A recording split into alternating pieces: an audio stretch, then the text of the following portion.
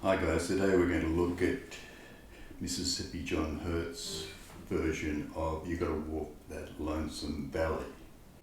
I'm going to take you through the features, starting with voicings, and then we'll look at left and right hand technique, the bass line, and then special features of his playing, such as syncopation, slides, and anticipation. I'll explain that later.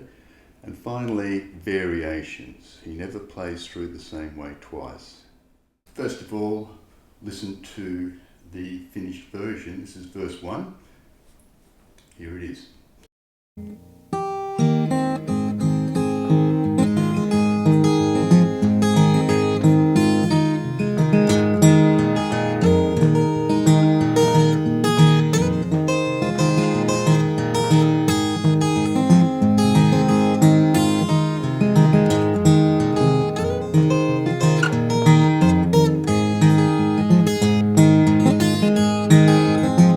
Now, the recording has the capo on the first fret, but we're just going to be playing this in G. It's a good idea to download my tab from my G drive. You'll find the link in the description section under the video. The key takeaway is going to be the incredible shuffle rhythm that he gets.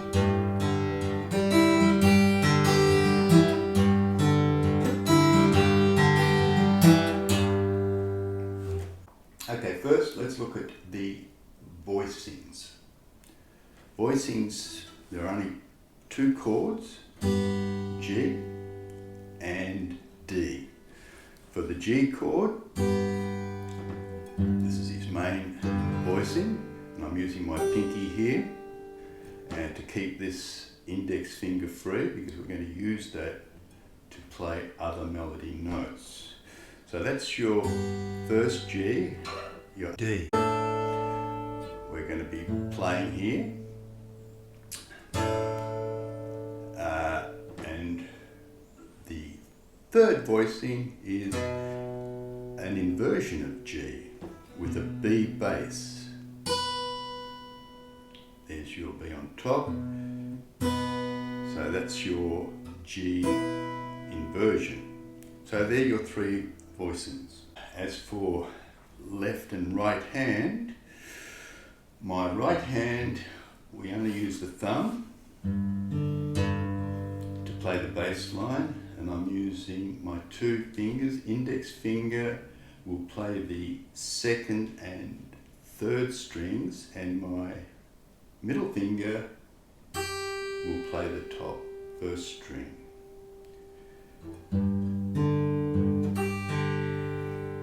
My middle finger.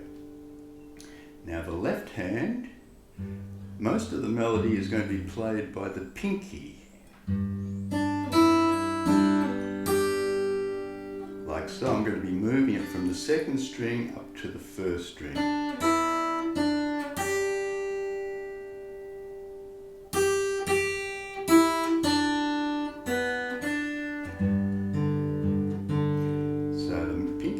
The melody, and the index finger will be just playing syncopated melody notes on the second string. So we'll be looking at that. And next, the bass line. G and D on the G chord, and then B and D. Occasionally he plays that B bass, and he also does that B bass up here with that inversion of the G. And as for the D bass, that's just A and D.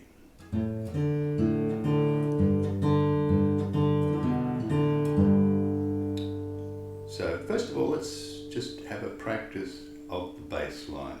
Here it is.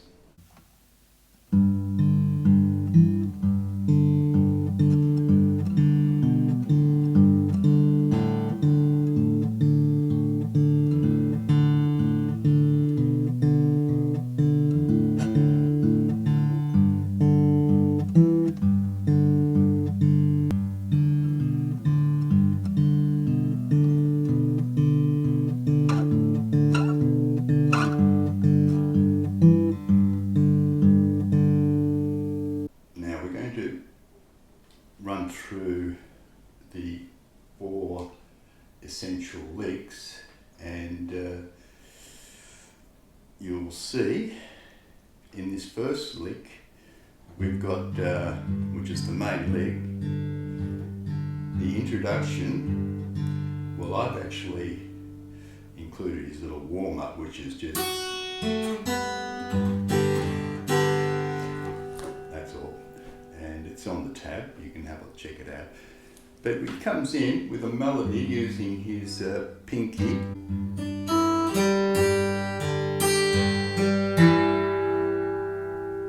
And this is that magic sixth note, the E, which gives it a great shuffle rhythm.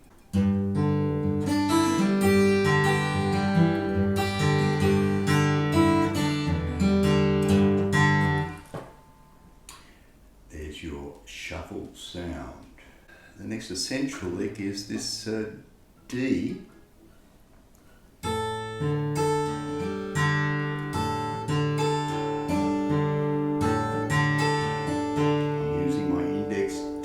That melody note there, and then we're going to use this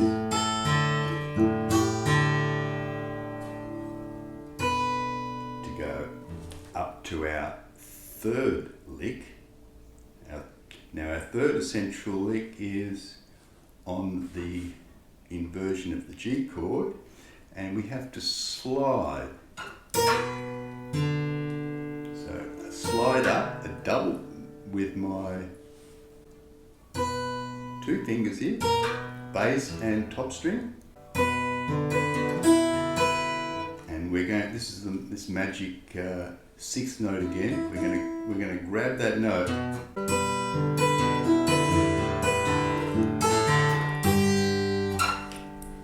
okay. So let's look at the main features in this solo, and we'll start off with syncopation. Now, with syncopation, you can either play the melody note with the bass note or in between bass notes. This is with the bass note, in between, and when you combine them,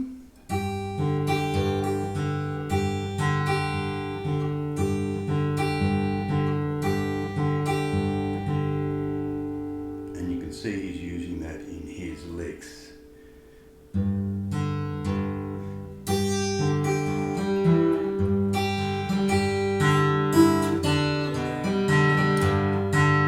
And that last little bit there,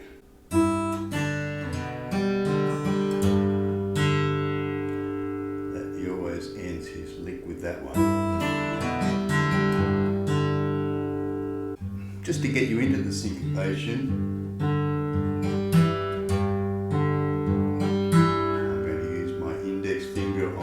third string here to get that syncopation. In between.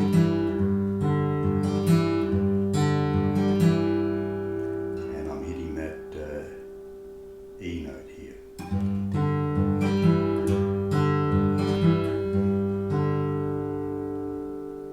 Now try an extended lick.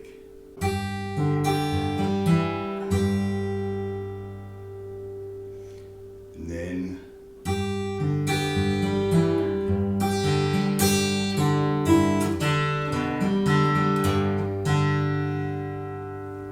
okay, so that's just syncopation on first position, and he's got a great bit of syncopation up here on lick number 3.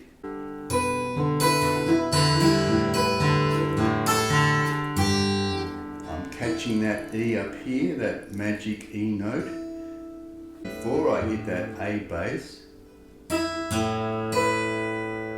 get that real nice syncopation in there. Now the next feature is anticipation.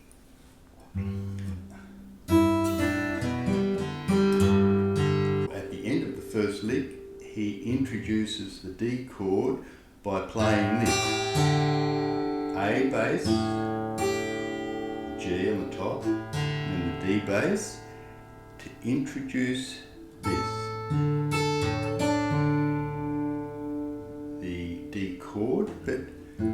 that's not in the G chord. When he's playing G down here, he plays an A bass.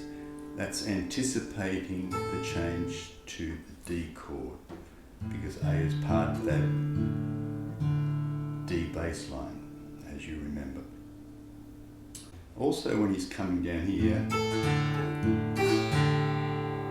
on the D chord, he's playing a G here on the D chord. No G in the D chord, but it's to anticipate sliding up to this inversion of the G chord. So that's a little example of anticipation. It just makes playing more connected, more interesting. The last feature is slides. On the G inversion up here, he always slides up with both fingers, top and bottom here on the bass, like so. Finally, we'll look at variations.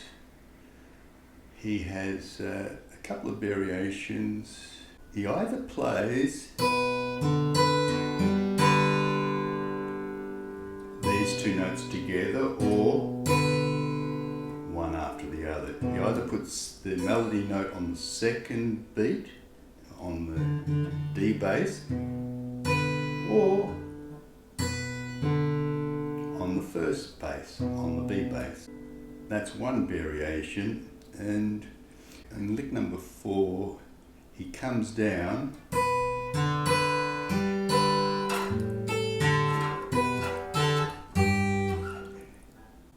his variation is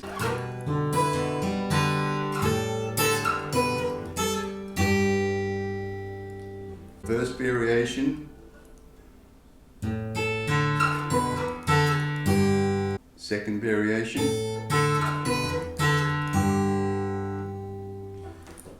so there are his variations. Okay, so you can work through those 4 licks at 50% tempo, and then I've got the whole piece played at 50% tempo for your study. Okay, so don't forget to download the PDF and subscribe to the channel, hopefully. We'll see you next time.